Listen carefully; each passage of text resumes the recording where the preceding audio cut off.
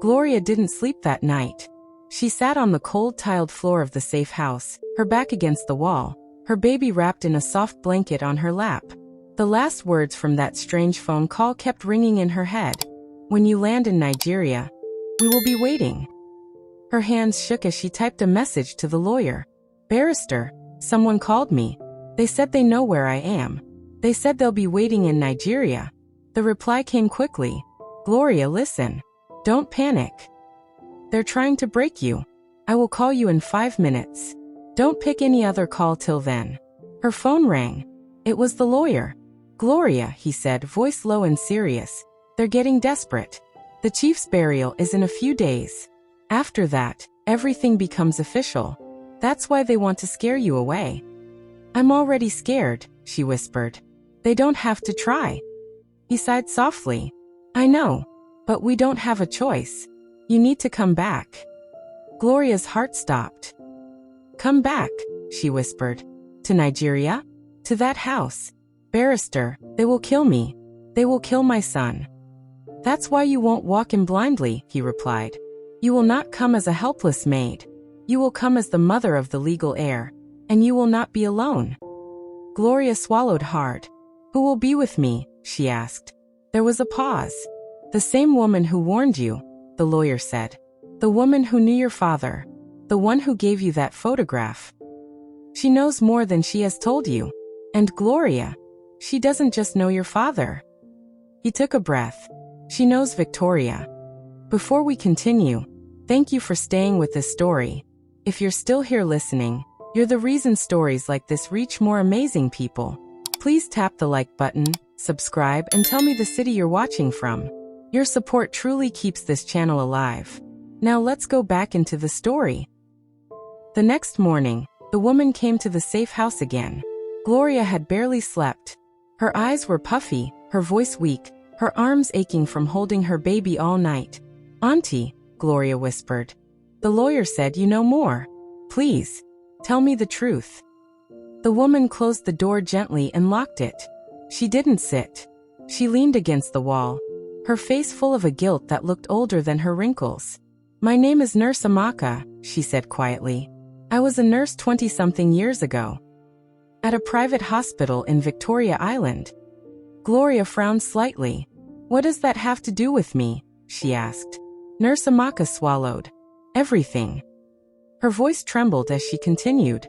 20-something years ago, a rich young couple came into the hospital. The woman was in labor.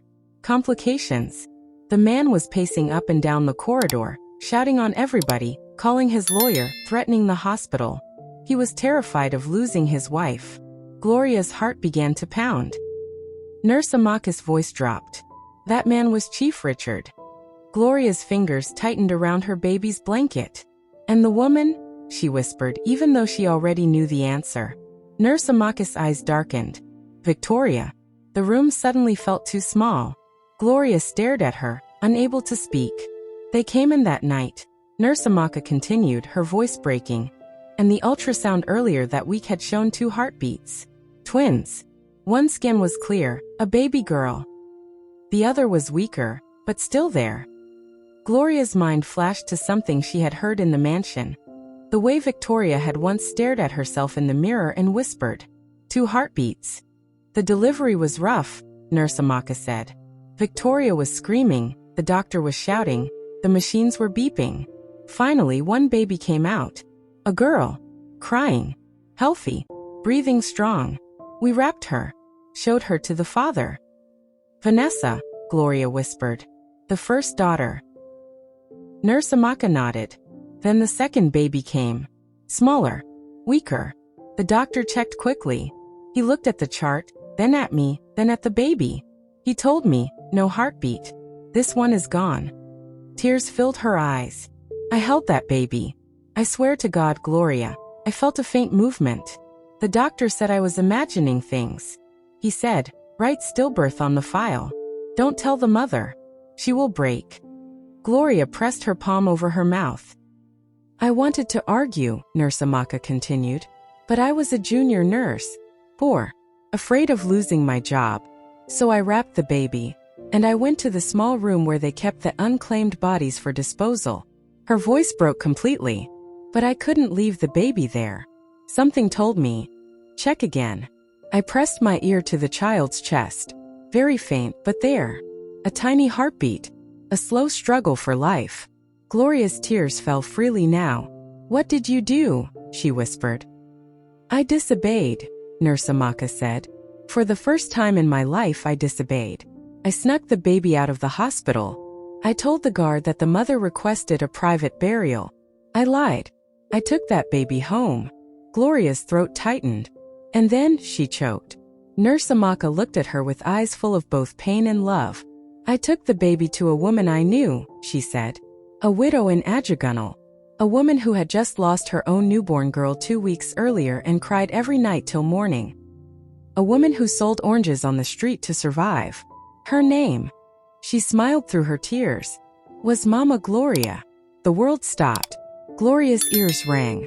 She blinked, but the room was spinning. Your mother could not believe it, Nurse Amaka continued softly. She begged me. Whose child is this? I told her. She has no name yet. Her mother doesn't even know she survived. If I return her, they might throw her away again. Please raise her. Love her. She wiped her eyes. Your mother took you.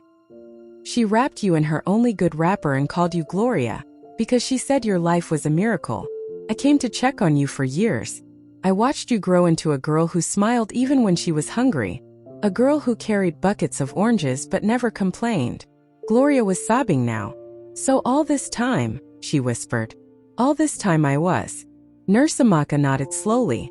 You were never just a maid, Gloria, she whispered. You are the second child of that delivery. The baby they wrote as dead. The twin they marked as gone. You. Her voice shook.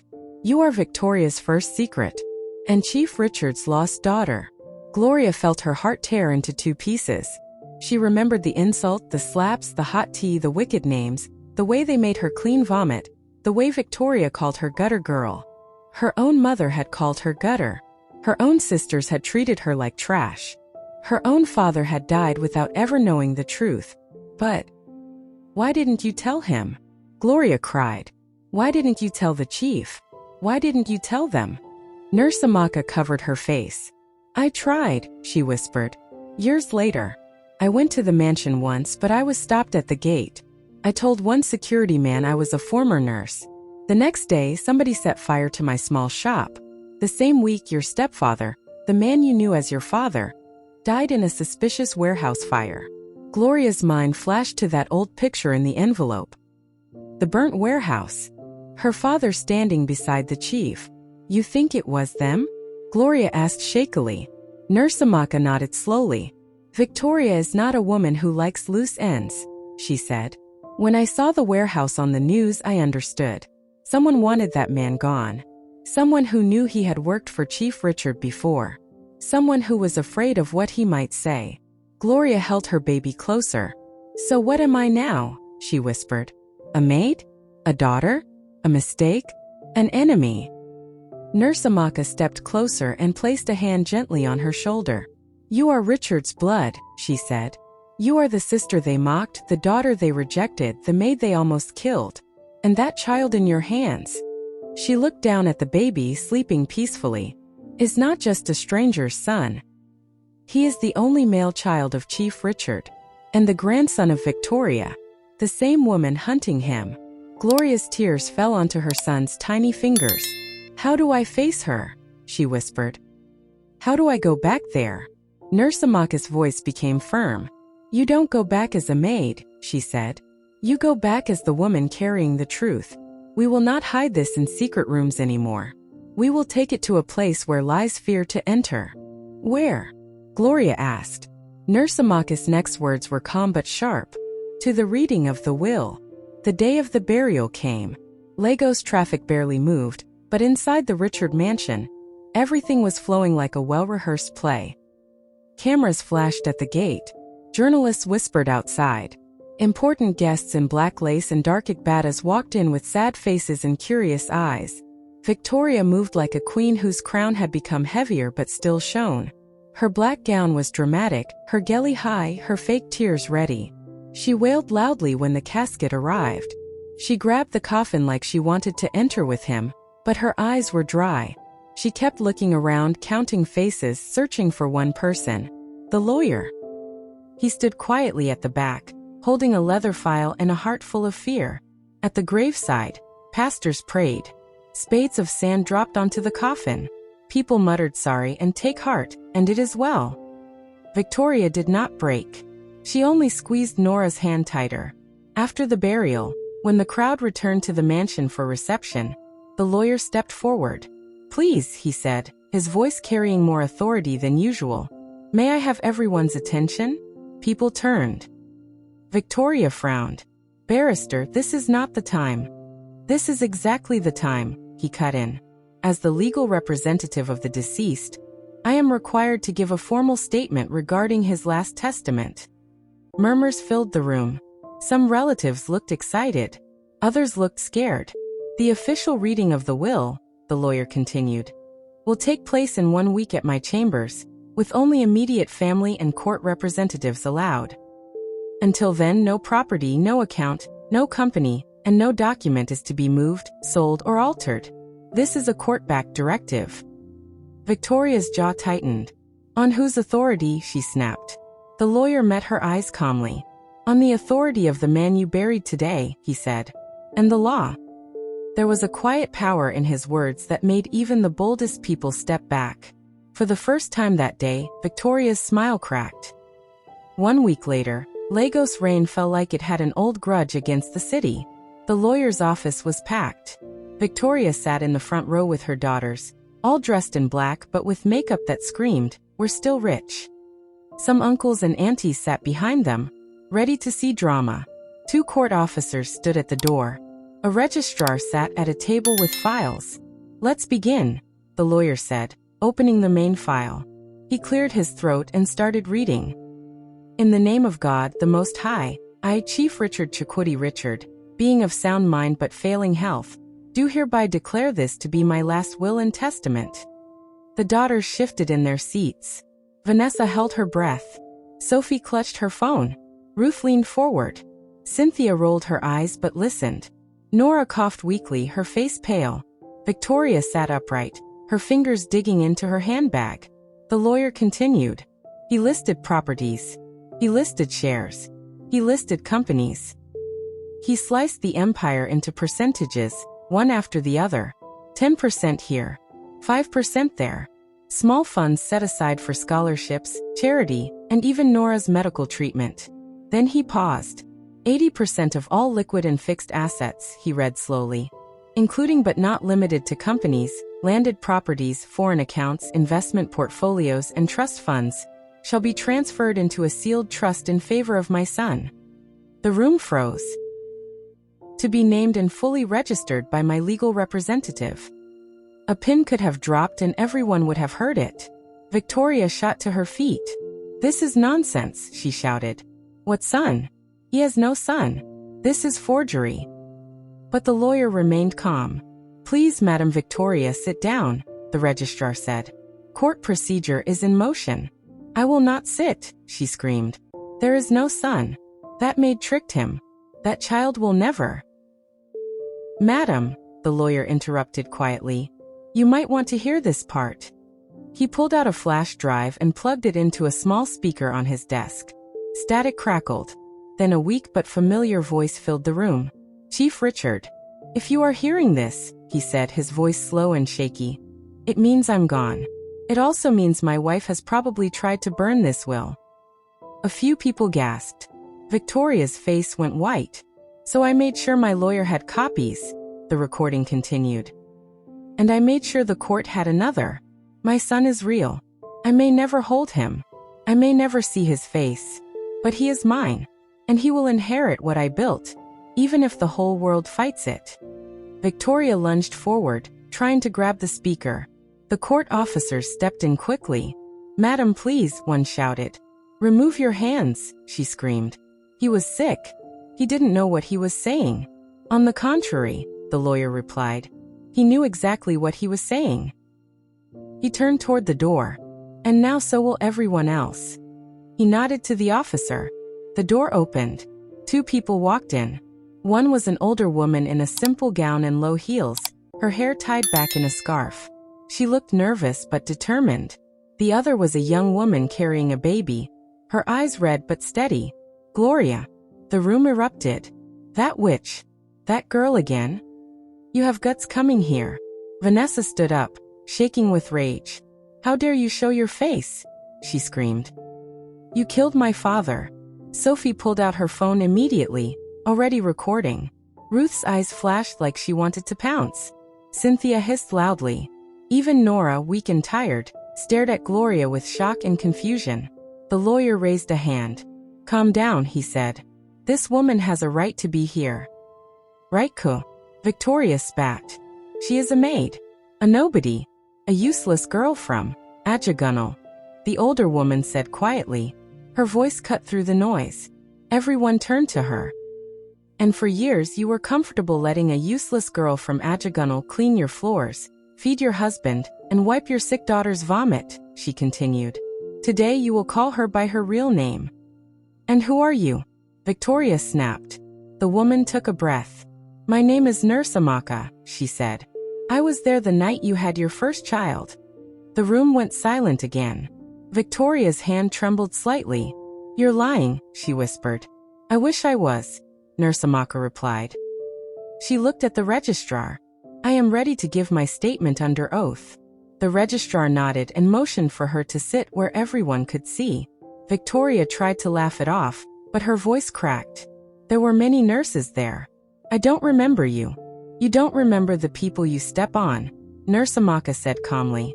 But we remember you. Then she told them the story. The labor. The ultrasound. The 2 heartbeats. The doctor. The dead baby. The tiny heartbeat she heard. The decision to steal the infant and save her. The oranges. Ajegunle. Mama Gloria. The years of silence. The burnt warehouse. The threats. She laid everything bare. Every secret. Every sin. Every buried truth. By the time she finished, some aunties were crying quietly. A few uncles were shaking their heads, not out of disbelief but out of shame. Victoria's hands were shaking uncontrollably now. You expect them to believe this? She shouted. There is no proof. No document. No. There is. The lawyer cut in. He pulled out another file. 22 years ago, he said, a woman named Gloria Chukwu enrolled in primary school in Ajegunle. No birth certificate. Only a note from a small clinic. That note listed her blood group and genotype. He opened another sheet. Years later, Chief Richard did a full body check. His blood, genotype, and rare markers are here. 2 months after Gloria started working in the Richard mansion, she was sent to do tests, ordered by Madame Victoria herself. He held up the last document. Those hospital files somehow went missing 3 days after Gloria's pregnancy was exposed. But what Madame Victoria didn't know, he added, looking straight at her, is that the chief had already requested copies from the lab. Her genotype, her blood, her rare markers. He spread the 3 sheets on the table. I had them compared. He turned to the registrar. We have the results. The registrar opened the sealed envelope and read, then looked up slowly. There is a 99.9% probability, he said clearly, that Miss Gloria is the biological child of the late Chief Richard and Madame Victoria.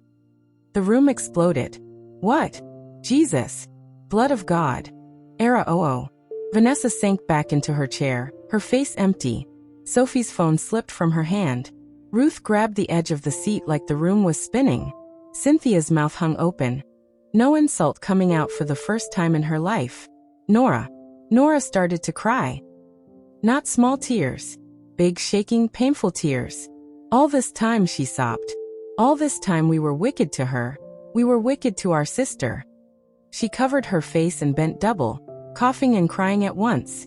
Victoria staggered back like someone had slapped her. My child, she whispered. My child. That girl is not my child. My child died. The nurse said. She turned to Nurse Amaka, eyes wild. You lied to me. No, Nurse Amaka replied quietly. They lied to you. I saved the child they wanted to throw away. You just never cared enough to ask where your stillborn was buried." Silence. You could feel the weight of that sentence pressing on every person in the room. Gloria's legs felt weak. She wasn't sure whether to run, to scream, or to kneel. She looked at Victoria, the woman who had insulted her mother, the woman who had used her like a rag, the woman who had plotted to kill her son, her own mother. Victoria stared back, eyes full of something between horror and denial. "That is not my child," she whispered. "My daughter cannot be a maid. My daughter cannot be a nobody from Ajegunle. My daughter cannot be—" "Your daughter," the lawyer interrupted firmly, "is standing right there, holding your grandson. And whether you like it or not, the law has recognized both." He turned to the registrar. "Is there any legal ground to annul the trust?" he asked. The registrar shook his head. "Not based on what we've heard," he said. "In fact, this makes it even stronger." He closed the file. "Miss Gloria," he said, "by the power vested in this office and under the instructions of the late Chief Richard's will, you are hereby recognized as legal guardian and trustee of his only son until the boy turns 18. The court will assist in securing your safety and that of the child." Victoria laughed weakly. It sounded like a broken glass bottle. "So that's it," she rasped. "I lose everything? To a girl I threw into my husband's bedroom? To a child I tried to destroy?" The lawyer looked at her, tired and sad. "You don't lose everything," he said. "The chief still left you something. Enough to live a comfortable life. Enough for each of your daughters to start over, if they choose to live honestly." He closed the last document. But the days of careless luxury are over. For a long moment, nobody moved.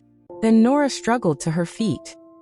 Her legs wobbled, but she held onto the chair in front of her and slowly moved toward Gloria. Every step looked like it hurt. Gloria's heart beat faster.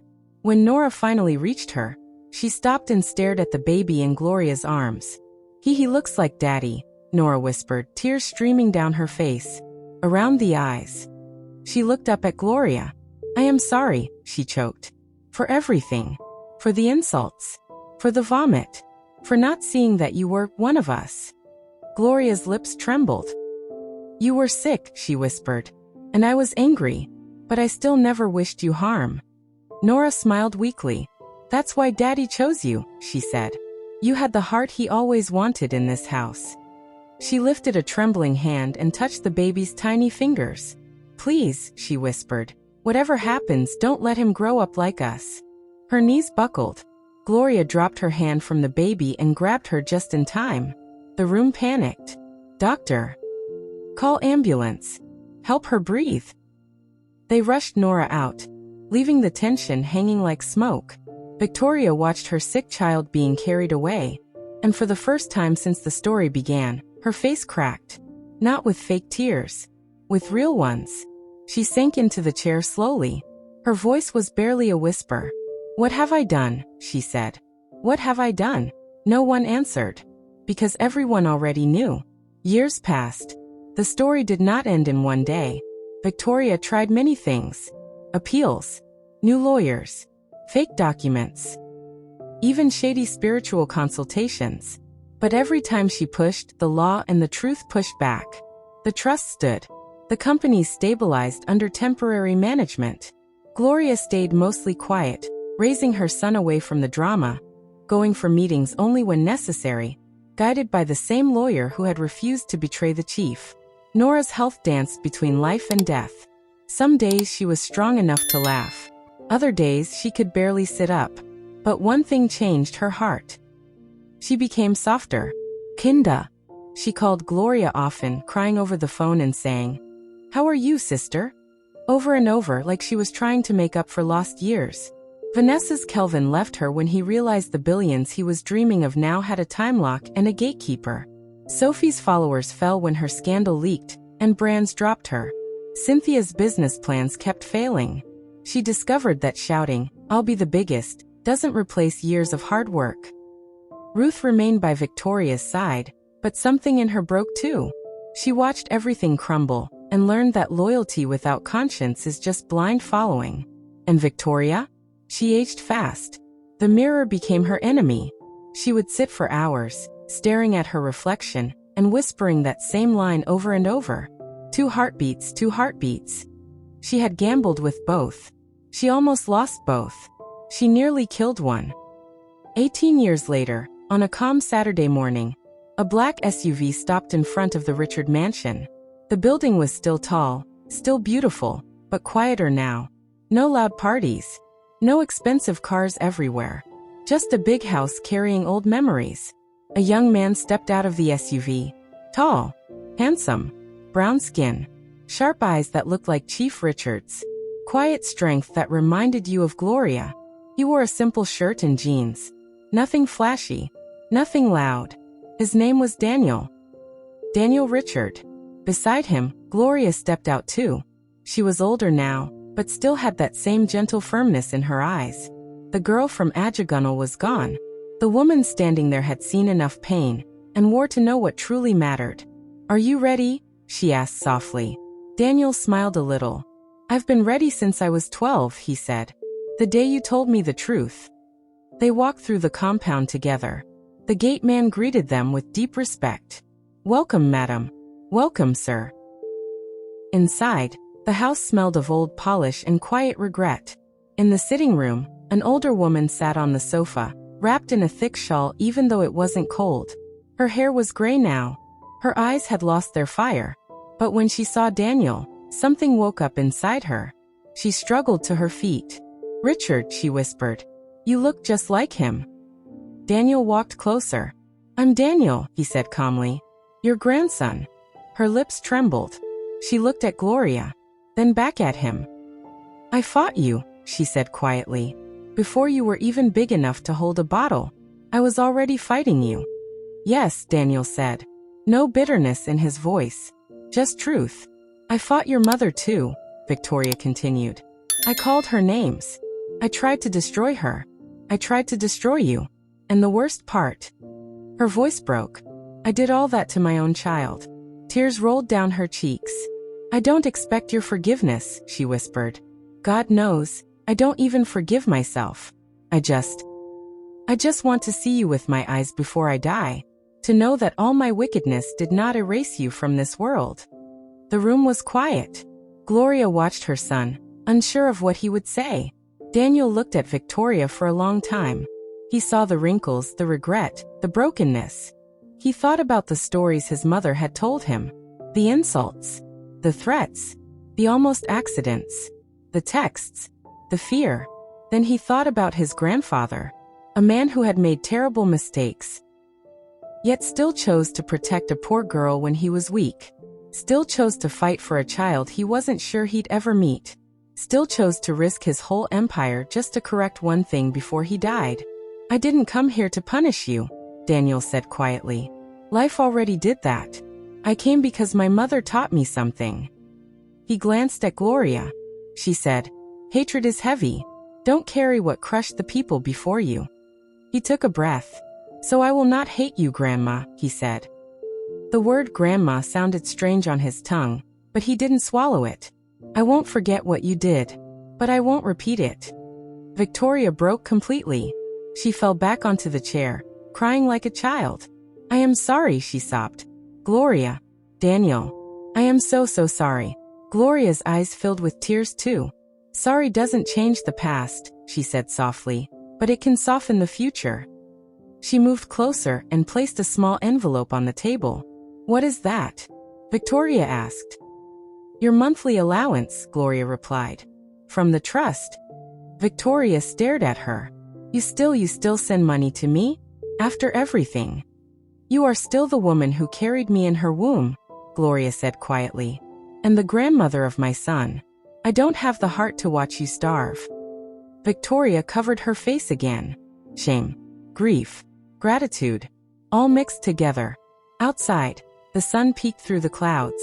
Inside, for the first time in decades, something soft entered that mansion. Not money, not fake laughter, not greedy plans. Something else. Something Chief Richard had been looking for his whole life. Peace.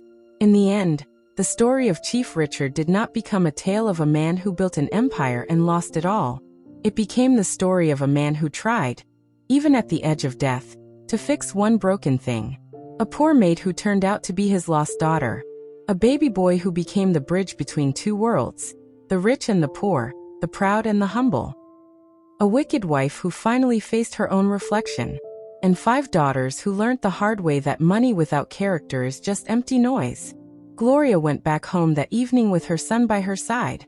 As their car drove out of the gate, she looked at the mansion one last time and smiled faintly, not because she had won, but because she had survived. Because the girl they tried to destroy became the woman who protected the very legacy they were ready to kill for. And the child they called a bastard became the boy who carried a new name for that house. Not just Richard, but something stronger. Redemption. Thank you for walking with me through this entire journey. If this story touched your heart, please like the video and subscribe. Tell me in the comments, which city are you watching from? And what part of this story hit you the most? Your comments help this story reach more people who need it. And please don't leave yet. On your screen now are 2 powerful stories I know you'll enjoy. Tap one and continue this experience with me on the channel. Don't forget to subscribe. With love, with respect, see you in the next life story.